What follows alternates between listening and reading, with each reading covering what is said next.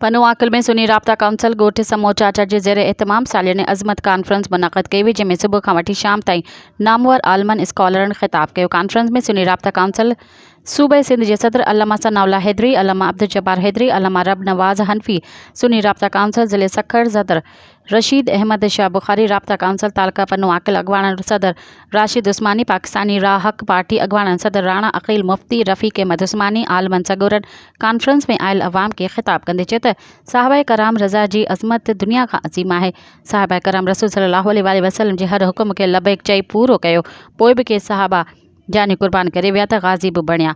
मौजूदा मुल्क जी सियासी हालतुनि ते ॻाल्हाईंदे अॻवाणनि चयो त असां जेकॾहिं ईवान में हुजूं तॾहिं बि साहबा कराम जो दफ़ा कयो आहे, जेकर असेंबलियुनि में न आहियूं त तॾहिं बि साहिबा जो दफ़ा कयो आहे ऐं कंदा रहंदासीं। कॉन्फ्रेंस में नाले वारनि नात ख़्वाननि वकार उमर रंगराज, एतबार अली मारफाणी, अली गोहदारेजो ऐं ॿियनि शिरकत कई। कॉन्फ्रेंस जे मेज़बाननि ख़ादिम हुसैन चाचड़, लाला इब्राहिम चाचड़, रफ़ीक अहमद चाचड़, मोहम्मद अयूब तुग़यानवी मेहमाननि जो शुक्रिया अदा कयो।